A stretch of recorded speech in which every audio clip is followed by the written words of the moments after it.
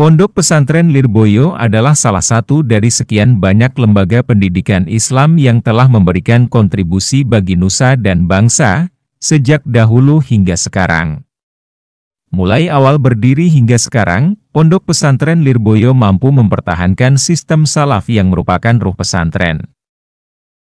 Lirboyo adalah nama sebuah desa yang digunakan oleh Kiai Haji Abdul Karim menjadi nama pondok pesantren. Terletak di barat Sungai Berantas, di lembah Gunung Wilis, Kota Kediri. Awal mula berdiri Pondok Pesantren Lirboyo berkaitan erat dengan kepindahan dan menetapnya Kiai Haji Abdul Karim ke Desa Lirboyo pada tahun 1910 Masehi. Pondok Pesantren Lirboyo berkembang menjadi pusat studi Islam sejak puluhan tahun sebelum kemerdekaan Republik Indonesia. Bahkan dalam peristiwa-peristiwa kemerdekaan, Pondok Pesantren Lirboyo ikut berperan dalam pergerakan perjuangan dengan mengirimkan santri-santrinya ke medan perang, seperti peristiwa 10 November 1945 di Surabaya. Sebagai pusat pendidikan Islam, Pondok Pesantren Lirboyo mencetak generasi bangsa yang cerdas rohaniah, juga smart intelektual, mumpuni dalam keberagaman bidang, juga keberagaman Islam yang otentik. Selain usianya yang sudah tua, Pondok Pesantren Lirboyo Kediri juga sebagai salah satu pesantren terbesar di Indonesia. Lirboyo, dahulunya adalah nama sebuah desa terpencil yang terletak di Kecamatan Mojoroto, Kota Kediri, Jawa Timur. Dulunya, daerah tersebut menjadi basis bagi para pelaku kejahatan. Istilah yang umum di masyarakat, sebagai sarang penyamun dan perampok. Suatu ketika datang orang alim dari Kelurahan Banjarmelati, Kota Kediri yang bernama Kiai Soleh. Kemudian Kiai Soleh ini memiliki menantu yang alim pula, bernama Kiai Haji Abdul Karim. Kiai Haji Abdul Karim merupakan seorang putra dari pasangan Kiai Abdul Rohim dan Nyai Salamah. Beliau lahir pada tahun 1856 di Magelang, Jawa Tengah. Sejak usia 14 tahun, Kiai Abdul Karim kerap berpindah-pindah tempat untuk menimba ilmu agama. Pondok pesantren yang pernah disinggahi oleh Kiai Abdul Karim antara lain, Pesantren Trayang Kertosono, Pesantren Sono Sidoarjo, dan Pesantren Kedungdoro Surabaya. Kiai Abdul Karim juga pernah menimba ilmu kepada Syekhona Khalil Bangkalan selama kurang lebih 23 tahun. Sebelum menetap di Desa Lirboyo, beliau mengajar di Pondok Pesantren Tebu Ireng asuhan Kiai Haji Muhammad Hashim As'ari, yang juga menjadi teman sebaya ketika berguru di Syekhona Khalil Bangkalan. Lalu Kiai Abdul Karim menikah dengan Nyai Khadijah, putri Kiai Soleh dari Banjarmelati, Kediri. Setelah kelahiran putri pertama beliau yang bernama Hannah dari pernikahannya dengan Nyai Khadijah, sekitar tahun 1910, beliau menetap di Desa Lirboyo. Berpindahnya Kiai Abdul Karim dari Tebu Ireng ke Desa Lirboyo disebabkan oleh adanya dorongan dari mertuanya, Kiai Soleh, dengan harapan agar syiar dan dakwah Islam menjadi lebih luas. Di samping itu, juga atas permohonan Kepala Desa Lirboyo kepada Kiai Soleh untuk berkenan menempatkan salah satu menantunya di Desa Lirboyo. Dengan hal ini diharapkan Lirboyo yang semula angker dan rawan kejahatan menjadi sebuah desa yang aman dan tentram. Harapan kepala desa menjadi kenyataan. Konon ketika pertama kali Kiai Abdul Karim menetap di Lirboyo, tanah tersebut diadzani. Saat itu juga, semalaman penduduk Lirboyo tidak bisa tidur karena perpindahan makhluk halus yang lari tunggang langgang menyelamatkan diri.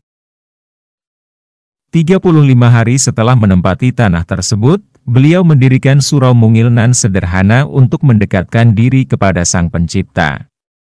Adalah seorang bocah lugu yang bernama Umar asal Madiun, dialah santri pertama yang menimba ilmu dari Kiai Haji Abdul Karim di Pondok Pesantren Lirboyo. Selama nyantri, Umar sangat ulet dan telaten. Ia benar-benar taat pada Kiai. Selang beberapa waktu ada 3 santri menyusul jejak Umar. Mereka berasal dari Magelang, daerah asal Kiai Abdul Karim. Masing-masing bernama Yusuf Somad dan Sahil. Tidak lama kemudian, datanglah dua orang santri bernama Syamsuddin dan Maulana, keduanya berasal dari Gurah, Kediri. Seperti santri sebelumnya, kedatangan kedua santri ini bermaksud untuk mendalami ilmu agama dari Kiai Abdul Karim. Akan tetapi, baru saja 2 hari mereka berdua menetap di Lirboyo, semua barang-barangnya ludes disambar pencuri. Memang pada saat itu situasi Lirboyo belum sepenuhnya aman, di Lirboyo masih ada sisa-sisa perbuatan tangan-tangan kotor. Akhirnya mereka berdua mengurungkan niatnya untuk mencari ilmu. Mereka pulang ke kampung halamannya. Tahun demi tahun, keberadaan pondok pesantren Lirboyo semakin dikenal oleh masyarakat luas, dan semakin banyak santri yang berdatangan mengikuti santri-santri sebelumnya untuk bertolabul ilmi. Maka untuk menghindari hal-hal yang tidak diinginkan seperti yang dialami oleh Syamsuddin dan Maulana, dibentuklah satuan keamanan yang bertugas ronda keliling di sekitar pondok.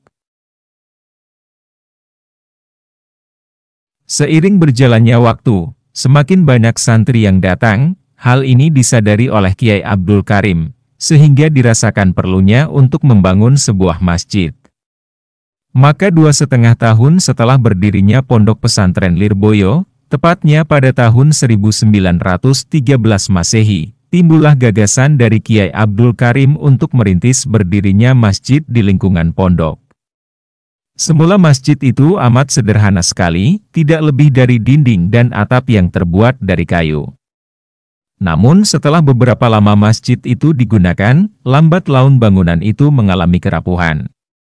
Bahkan suatu ketika bangunan itu hancur porak-poranda ditiup angin beliung dengan kencang. Akhirnya, Kiai Haji Muhammad, yang tidak lain adalah kakak ipar Kiai Abdul Karim sendiri, mempunyai inisiatif untuk membangun kembali masjid yang telah rusak itu dengan bangunan yang lebih permanen. Jalan keluar yang ditempuh Kiai Muhammad, beliau menemui Kiai Abdul Karim guna meminta pertimbangan dan bermusyawarah. Tidak lama kemudian seraya Kiai Abdul Karim mengutus Haji Yakub yang tidak lain adik iparnya, untuk sowan berkonsultasi dengan Kiai Haji Maruf Kedunglo mengenai langkah selanjutnya yang harus ditempuh dalam pelaksanaan pembangunan masjid tersebut. Dari pertemuan antara Haji Yakub dengan Kiai Maruf Kedunglo itu membuahkan persetujuan, yaitu dana pembangunan masjid dimintakan dari sumbangan para dermawan dan hartawan. Usai pembangunan itu diselesaikan, peresmian dilakukan pada tanggal 15 Rabiul Awal 1347 Hijriah atau 1928 Masehi. Acara itu bertepatan dengan acara ngunduh mantu putri Kiai Abdul Karim yang kedua, yaitu Nyai Salamah dengan Kiai Haji Mansur Pacul Goang.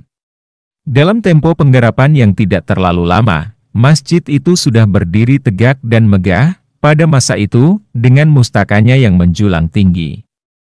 Dinding serta lantainya yang terbuat dari batu merah, gaya bangunannya yang bergaya klasik, yang merupakan gaya arsitektur Jawa kuno dengan gaya arsitektur negara Timur Tengah. Untuk mengenang kembali masa keemasan Islam pada abad pertengahan, maka atas prakarsa Kiai Haji Maruf, pintu yang semula hanya 1 ditambah lagi menjadi 9, mirip kejayaan Daulat Fatimiyah. Selang beberapa tahun setelah bangunan masjid itu berdiri, santri kian bertambah banyak. Maka sebagai akibatnya masjid yang semula dirasa longgar semakin terasa sempit. Kemudian diadakan perluasan dengan menambah serambi muka, yang sebagian besar dananya dipikul oleh Haji Bishri, dermawan dari Branggahan Kediri. Pembangunan ini dilakukan pada tahun sekitar 1984 Masehi. Tidak sampai di situ, sekitar tahun 1994 Masehi ditambahkan bangunan serambi depan masjid. Dengan pembangunan ini diharapkan cukupnya tempat untuk berjamaah para santri.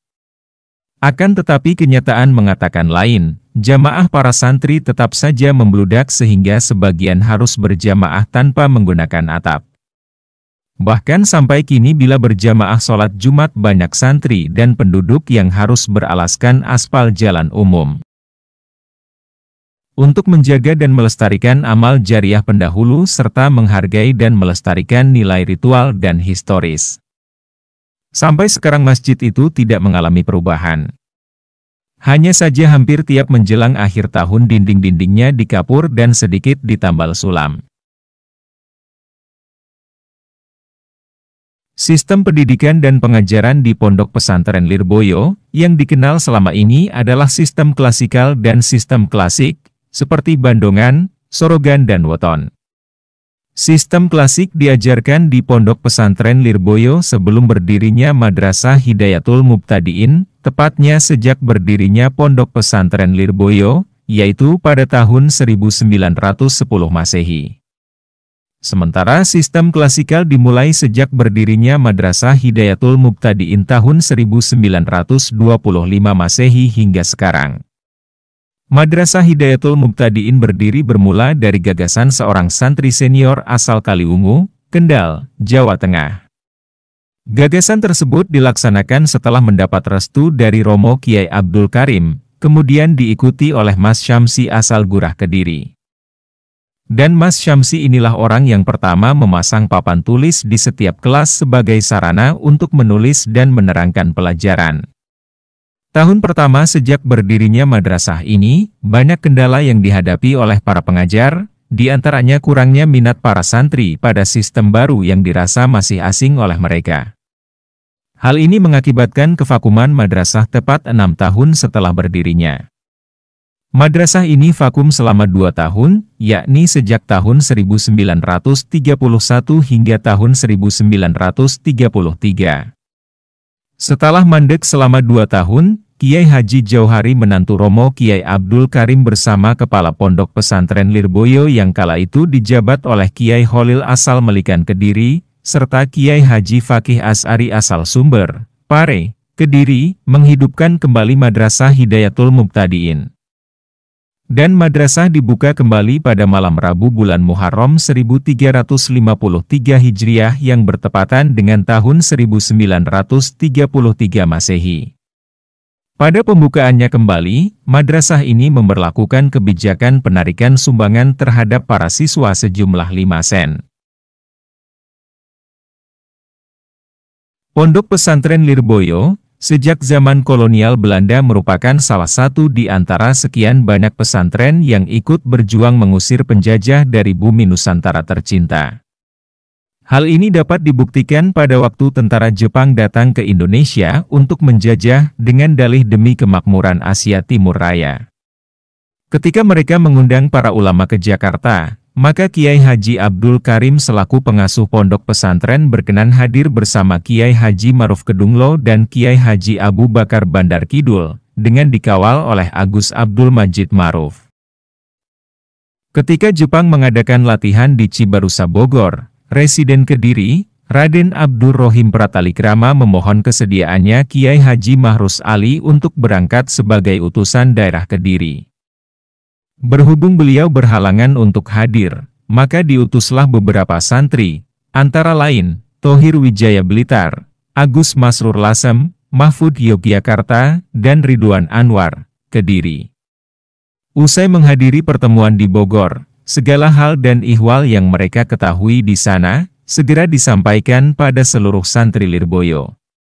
Semua itu adalah merupakan satu usaha mengambil manfaat dalam rangka kerjasama dengan pemerintah Jepang. Akan tetapi di balik itu ada maksud lain, yaitu sebagai persiapan Indonesia merdeka. Para utusan yang telah mendapat ilmu tentang kemiliteran, segera mengadakan latihan baris berbaris di Pondok Pesantren Lirboyo. Waktu itu sekitar tahun 1943 sampai 1944, yang mana di Kediri sudah dibentuk Barisan Hizbullah dengan kepemimpinan Kiai Haji Zainal Arifin di tingkat pusatnya. Pada masa itu adalah merupakan masa-masa penuh harapan rakyat Indonesia untuk terlepas dari cengkraman penjajah dari kepemerintahan Jepang. Rakyat sudah muak dengan segala tindakan penjajah. Mereka sangat rindu damai dalam merdeka. Betul juga, beberapa hari sesudah Hiroshima dan Nagasaki yang merupakan 2 kota besar di Jepang kejatuhan bom tentara sekutu, Jepang pun menyerah tanpa syarat. Akhirnya Indonesia yang sudah lama menunggu kesempatan emas dan hari-hari bersejarah itu segera memproklamirkan kemerdekaannya, Tepat pada hari Jumat tanggal 17 Agustus 1945, kebahagiaan bangsa Indonesia termasuk santri Lirboyo tidak dapat terlukiskan lagi. Setelah Jepang bertekuk lutut kepada sekutu, bersamaan dengan dikumandangkan proklamasi kemerdekaan Republik Indonesia pada tahun 1945, barulah Madrasah Hidayatul Mubtadiin mengalami kemajuan yang cukup menggembirakan dengan semakin banyak siswa yang berdatangan untuk menuntut ilmu agama di Pondok Pesantren Lirboyo. 2 tahun setelah Indonesia merdeka, tepatnya tahun 1947, Madrasah Hidayatul Mubtadiin mengalami pembaharuan dengan disusunnya tingkat jenjang pendidikan. Yang semula merupakan sifir dan ibtidayah menjadi ibtidayah dan sanawiyah. Adapun kurikulumnya masih menggunakan kurikulum lama. Dan pada tahun 1947 ini pula didirikan lembaga baru yang berupa Madrasah Muallimin, atas gagasan Kiai Haji Zamrozi, yang waktu itu menjadi pengajar atau mustahik tingkat sanawiyah, sebagai penyempurnaan. Sedangkan waktu sekolah adalah malam hari dengan kurikulum, untuk fikih adalah Fathul Wahab, Ukudul Juman, Fen Balahoh, dan Jami'ul Jawamik, Fen Usul Fikih. Pada tahun ajaran 1977-1978, Madrasah Hidayatul Mubtadiin menyediakan tingkat aliyah. Keputusan ini disepakati dalam sidang panitia kecil Madrasah Hidayatul Mubtadiin, yang pada masa itu dipimpin oleh Bapak Ilham Nadir. Dengan terbentuknya pendidikan tingkat aliyah ini, merupakan masa peralihan dari sistem pendidikan model lama menuju sistem modern, yang diselaraskan dengan tradisi pendidikan di Pondok Pesantren Lirboyo. Dan pada tahun ini pula jenjang pendidikan disempurnakan untuk ibtidayah 6 tahun, sanawiyah 3 tahun dan aliyah 3 tahun. Pada tahun ajaran 1983-1984